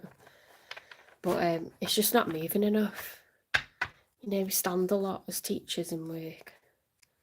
If you're not standing, you're sitting, and then you sit to do tarot. So yeah, they've not swelled up, so it's just a lack of movement when it's been. Not done anything other than that. Move more. Tell you what, on these boiling hot days and work, you want to get home, have a cool shower, and then get out so the breeze is on you. Especially when the sun's like going down, it's really a lot cooler. Sometimes that's better than walking straight after work, isn't it? Wait for a bit. Okay, spirit guides, universe, and angels, please stand beside me and guide me for Virgo's highest good. How is Virgo feeling in this third week of June 2025 with regards to the one they're thinking about, dealing with, or manifesting in?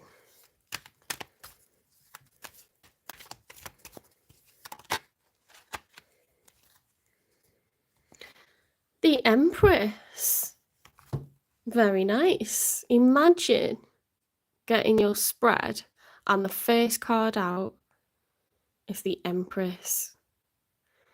Ruled by Venus, the goddess of beauty and love. The Empress is the highest status in the tarot deck. Okay, you are very, very lucky. It's the major arcana for Taurus and Libra. Okay, they're both ruled by Venus.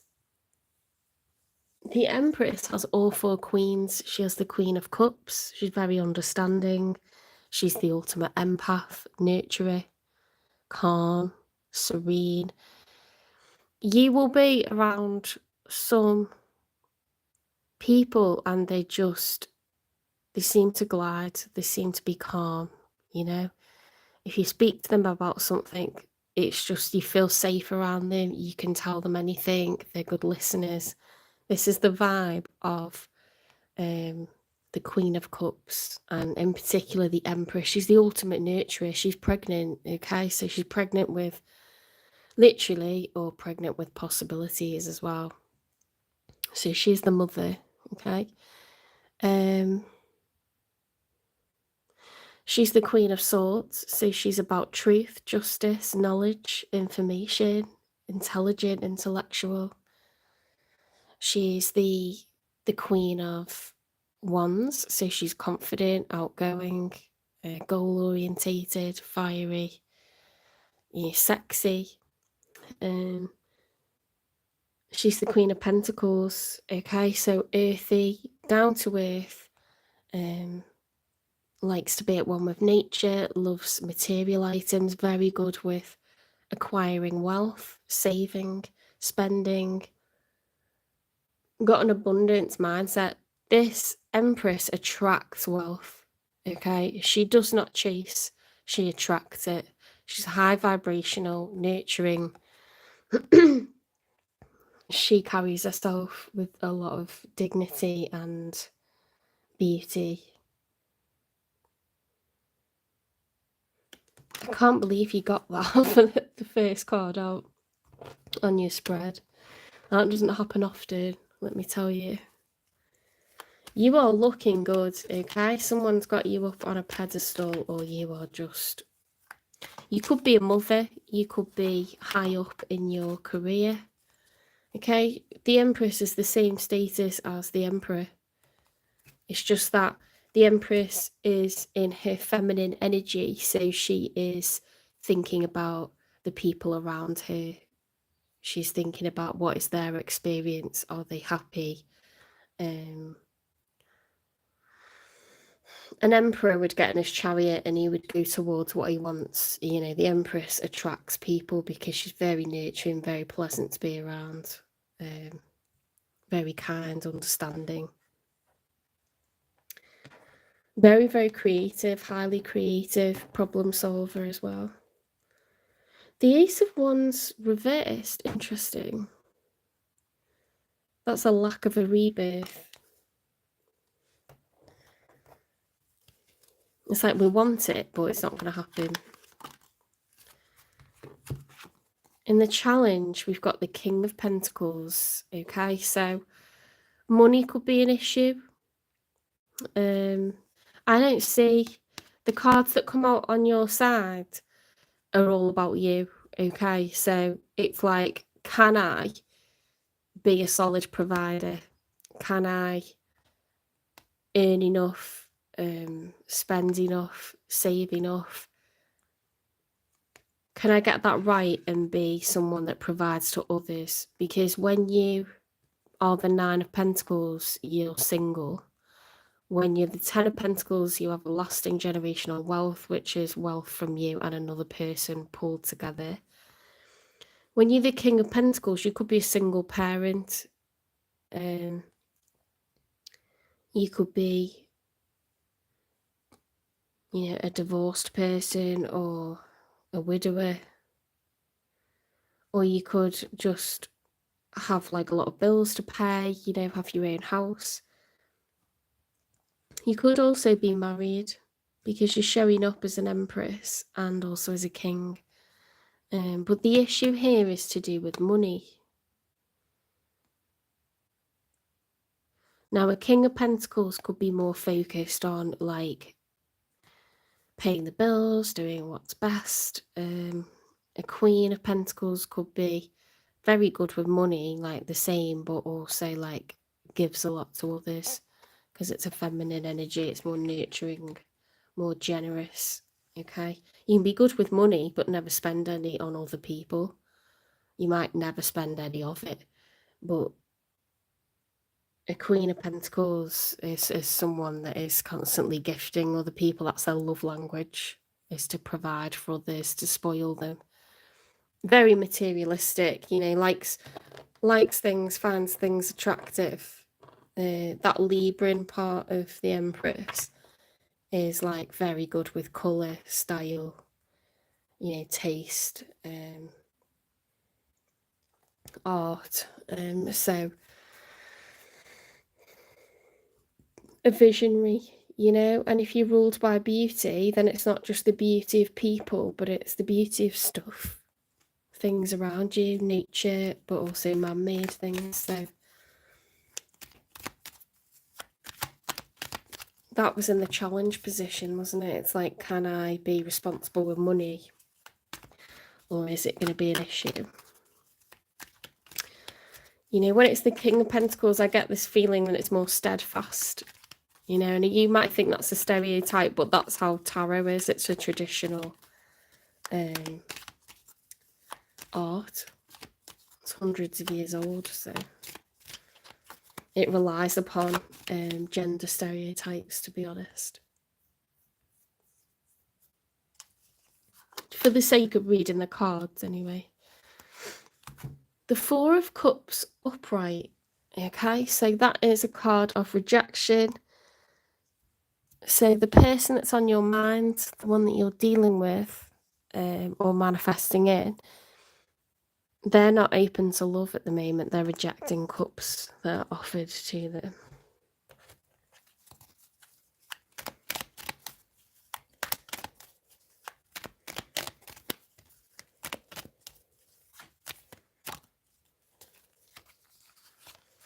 Ooh, this is why. Okay, loss, sadness, regret, grief. So that could be that someone has actually passed away, and obviously you don't feel romantic after that, you feel incredibly vulnerable.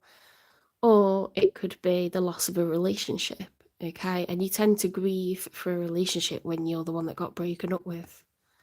Not always, can be both of you, but this person's totally closed off to love at the moment, when it's because they've just come out of something, more than likely. It could be because they've lost someone in their family or someone close to them, but for the sake of a love reading, I would assume that it's like someone ended it with them.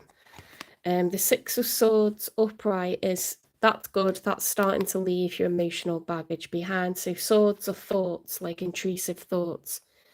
We're leaving the past behind. This person's on a boat, okay, and they're moving on. Let's get 3 for the outcome.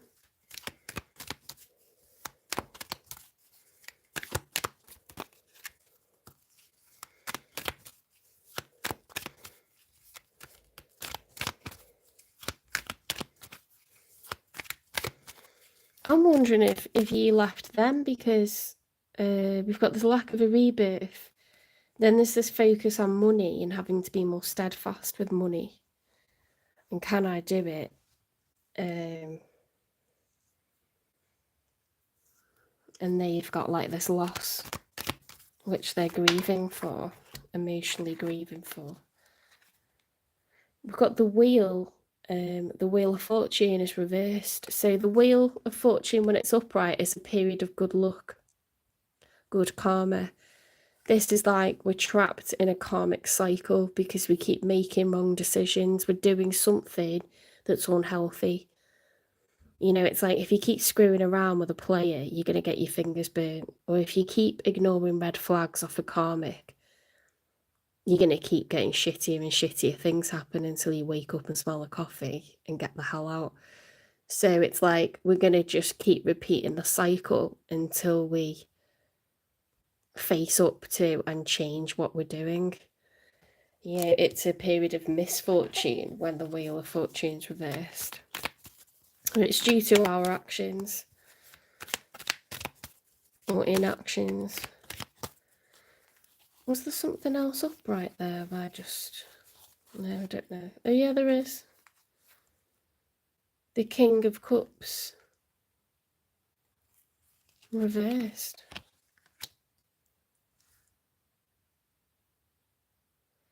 The King of Cups upright is someone who's very emotionally intelligent, very calm, cool, calm, collected. They're under the same stresses and strains as everyone else, but they manage to keep their emotions in check. They're forgiving, they're patient.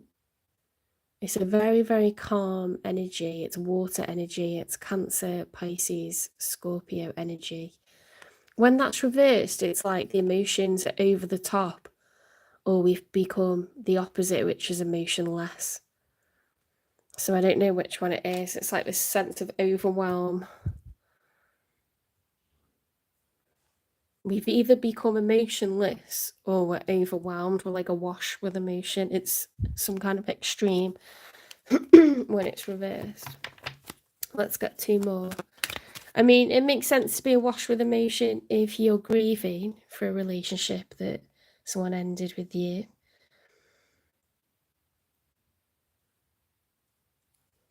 It could be their feelings, you know, more than likely. The Queen of Wands. The Queen of Wands is coming up now. The Queen of Wands can be, well, it's Sagittarian energy. It's fire energy. Fire is Aries, Leo, Sagittarius, but particularly for the Queen of Wands, it's Sagittarian energy. It's confidence, being goal-orientated, going for what you want, being seductive, impressive, being a go-getter. You know, the archer doesn't stand around waiting for the food to be delivered. They go out and they get the bread, you know. They go out and they catch the food and they bring it back. and they make it happen. Okay, so that's why a Queen of Wands can represent like a third party, like someone who's outside being brought into a marriage. Okay, it doesn't have to be that. That's in the outcome. It could just be like, you know how the Empress is all four queens? It could just be that, like, in the outcome, we're becoming confident, we're activating our solar plexus, we're becoming seductive, we're becoming goal-getters, we're becoming work focused, like status focused, we're getting that fire going, you know, stoking the fires of ambition. It doesn't have to be that we're a temptress, but it can be that.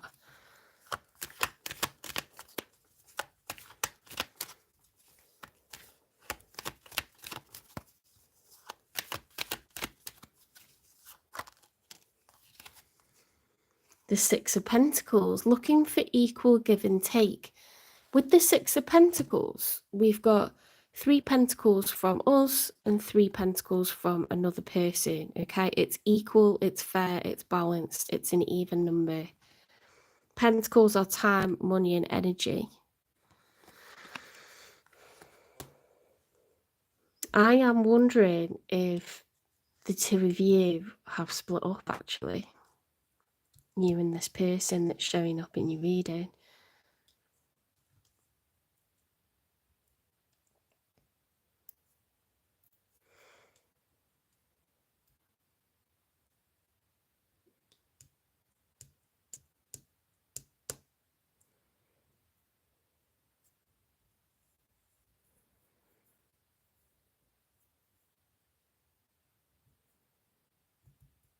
I think you are the King of Pentacles. You're definitely that, and I think you're the Queen of Wands. I think you are becoming very ambitious.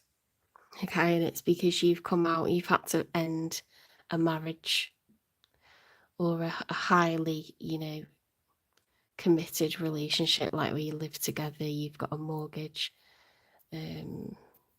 or joint finances. I think you're more mature, like approaching middle age, you know, like really good job.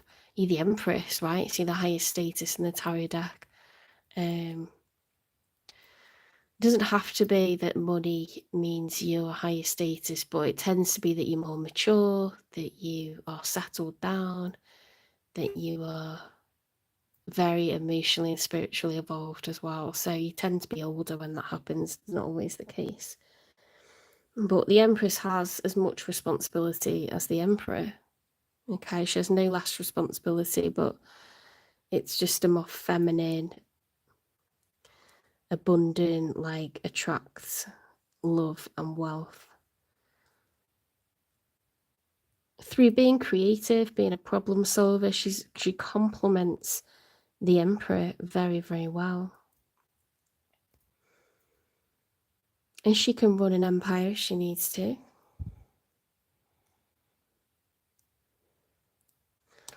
The Emperor is an energy that will do what's right, you know, for the greater good. The Empress is trying to think about each and every individual and like how things affect others.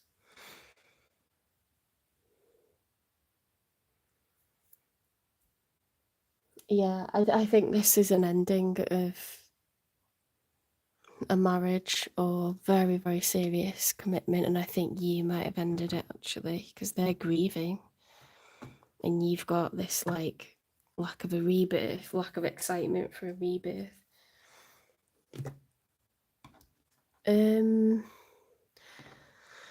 If this is the case and Virgo has ended a serious relationship or marriage, when will they meet someone new?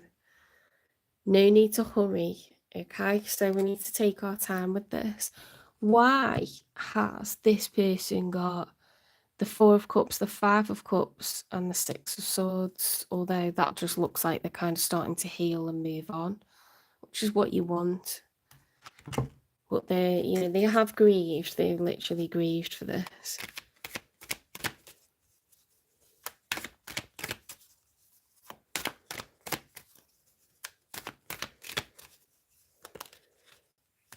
Childish. Someone has to be the adult in the room. Maybe the term should be grow up or get out. Ooh, were they younger? Or were they older and immature, or the same age and immature? Or are they just younger and immature? Like, someone's being childish, okay? They're not pulling their weight. Crumbling. What you've built feels like it's falling apart. It's okay. You have the strength to build a new ending. You're pretending that it's not ending, but it's time to let go and make a fresh start. Well, that's what they're doing. That's what they're doing. This has been, you know, coming for a while, it seems like, and they finally, like, admitted defeat. I mean, you can't mistreat or, you know, sleep on an empress. You need to, like, be an emperor. You need to be, like, all four kings. Fluttering heart, your passion leads you to the love that you desire.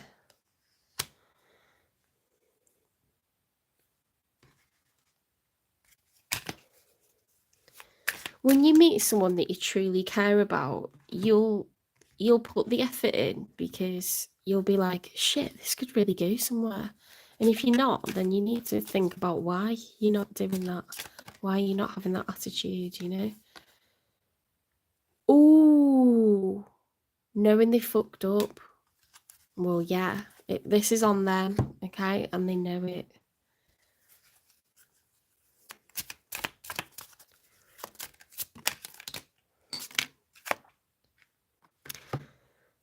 If there's a next life, I'd tell you how I feel sooner. What? Does that make sense? If there's a next life, I'd tell you how I feel sooner. So they're not ever going to be able to express themselves? Is that? I didn't get that. Let's look at the other one. Oh, there's a couple. I keep stepping towards you, only to pull away again. This person's a bit messed up, aren't they? We were supposed to be us, not just you and me. Ooh. If there's a next life, I'd tell you how I feel sooner. It just, like, does not work. Like, there is not balance here. There is not reciprocity. There's, like, on and off childishness. Like, they need to grow up, they need to mature, get more balanced in their emotions, become more responsible, more reliable. You can't be running around treating like an empress like that. You can't be in and out, because she'll just send you packing, and that's what you've done. You've got no choice, because you've got responsibilities. You've got kids, a house, a high paid job. You got, you know, potentially elderly parents, or, you know, older children who are dependent on, you know, people want constant guidance. It's not like your job's done when they turn 18. I seek my parents for guidance, and I'm 40. Do you know what I mean? You can't be having someone who's just flighting in and out, or, you know, has got no sense of stability about them. You can't, it just doesn't, you're in totally different, like, phases of life, you know. It's just a total mismatch. There is not this equal investment of time, money, and energy. You can't be having that. Right, let's get a confession from them.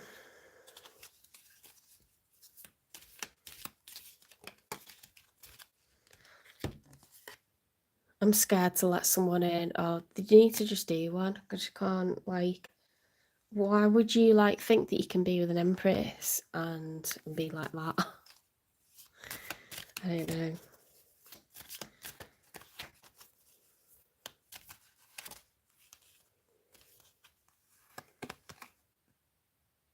reaching your destination. Your light is shining brightly. You're showing up as an empress, okay? You've ascended. You're all 4 queens. You've got everything that people want in a partner. So, because you've just left something, there's no need to hurry. That's what Spirit's warning now. You want to attract the right person, don't you? Let's get you some advice. I've just knocked all those confessions all over the floor. Right.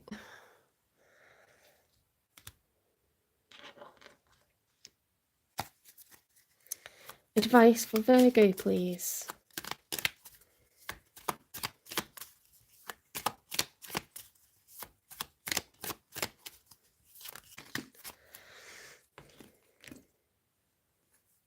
Guidance. Find safety in your beacon's light. That's like follow your intuition.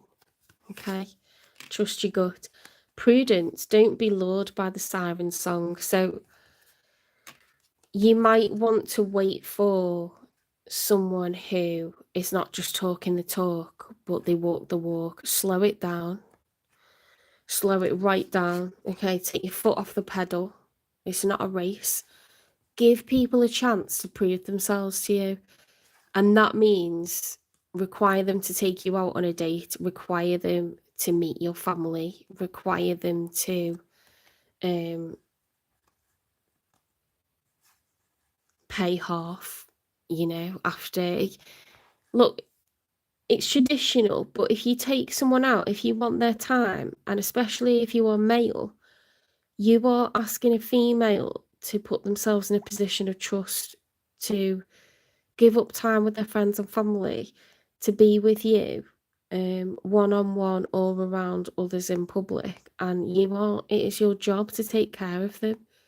Take them out and show them, like, live up to the expectations of, you know, a safe male for this female to be in the company of. Be a gentleman, speak to them in the proper way, hold the door open. You know, don't turn the car engine off like you're expecting a big snog or something like ridiculous for a first date. Like, I don't know what's happened to men, but they need to go back to, like, living up to the expectations, high expectations. Like, you will feel better about yourself when you treat females in the correct and proper way.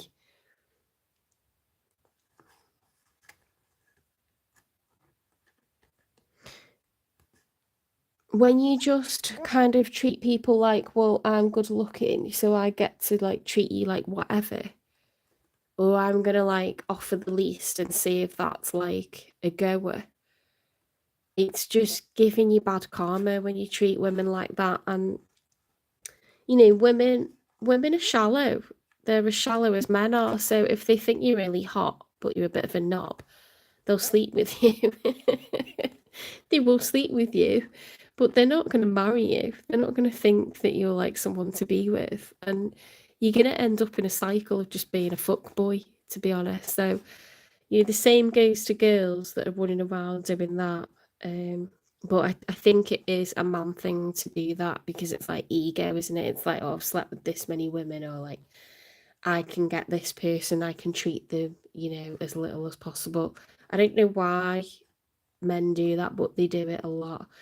And it's just like, to hold your own head up high, to do right by, you know, honour your family name, to just be a good person, like, make a woman feel amazing, treat her right, and she will reward you, like, tenfold. But there's just too many people running around. Like, Virgo, you need to be careful that you're not, you know, you think you've got a Romeo and it's actually a Casanova, like, it's a swindler, it's a sneaky snake. Because if you've got all this stability and you've got all this wealth, it's just gonna, like, if you're really understanding and you make people feel really safe around you, you're gonna attract the knobheads because they love that. They're getting so much out of that. They don't want to be around another knobhead. They're used to doing that because they got low standards, but they'll be attracted to you like anyone else will be. But you need to say no. and you need to give people a chance to live up to your expectations, and if they don't, they need to go. They gotta go. And there's plenty of people that won't live up to the expectations of an empress, you know. Plenty. Too much.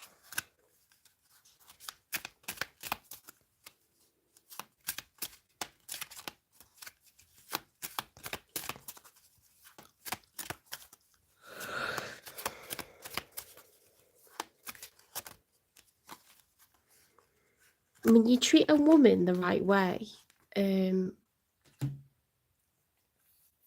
you make her feel special, make her feel safe, show you gratitude that she's given you time, that she's put herself in a physically vulnerable situation with you. She's made an effort to look nice for you. You can see she's high value, she's from a nice family. You know, if you treat her well, she will be so loyal to you. She will be so proud to be with you, and you'll raise each other up. I don't understand all this thing of like, we need to put the other person down. We don't need to do that. You're not fooling anyone by doing that. That's being insecure as fuck. And I'm not going to live up to your expectations because I can't, but I'm going to act like it's my choice. It's just bollocks. Guidance. In times of uncertainty, I ask God to guide me to the light in my being. I am directed to doors that will open inner freedom to me and step forward in trust. I release my fate to God, and my faith is rewarded. Okay, so we've got to trust that there's a divine plan. Okay, just surrender it, don't cling to it. Here and now, the future does not exist, and the past is gone. I focus on the present moment. I have confidence in my life again. Because here, now, there is no danger. Everything happens when my soul is ready. Do you see how much there is about timing here? There's so much here about timing. I am light.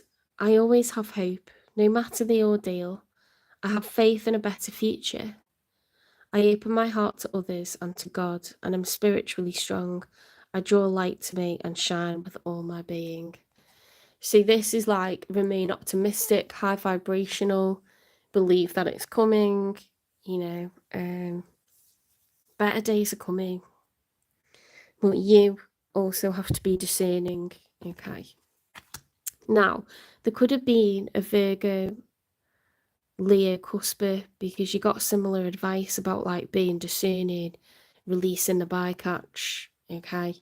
You don't have to be, and their situation was slightly different, but it's just like for anyone who's like end of Leo season, you might want to watch the Virgo reading, or if you're early Virgo season, you might want to watch the Leo reading because it was similar advice.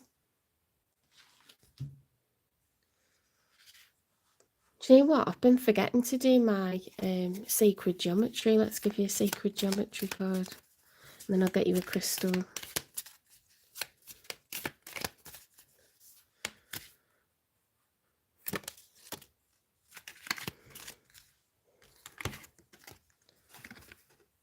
Sacral chakra. The frequency of the sacral chakra, the orange flower of life, supports our ability to flow with our desires and stimulates our creative power to manifest success and abundance in our lives. Oh, that's really nice. Very high vibrational. Okay, let's get you a crystal.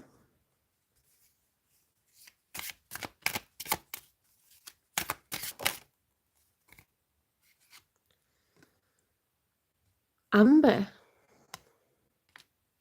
That is for the sacral chakra. Let's get amber.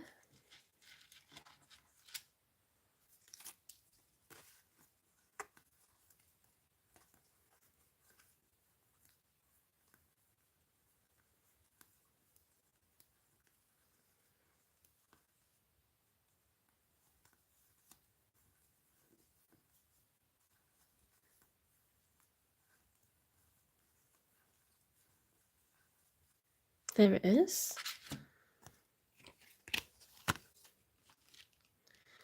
There's amber.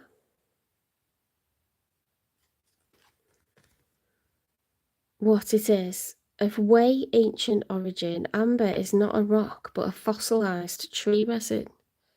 With a sugar-sweet energy telegraphed by its golden honey and maple syrup hues, amber promotes a feeling of warmth and well-being from first blush.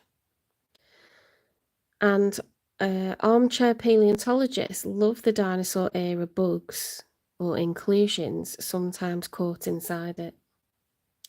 Who needs it? Tree people, old souls, anyone gearing up for a long dark winter. Where to put it? Any room you want to convert into a sunroom. When to use it? When you need a metaphysical hug from the universe, call on Amber's cuddly electric blanket vibes and cozy up. Recharge your good vibes. Alright, take care, Virgo. Don't forget to give me a like, share, subscribe, follow, repost. And I will see you in the next one. That's me done for the evening. Time to go to bed.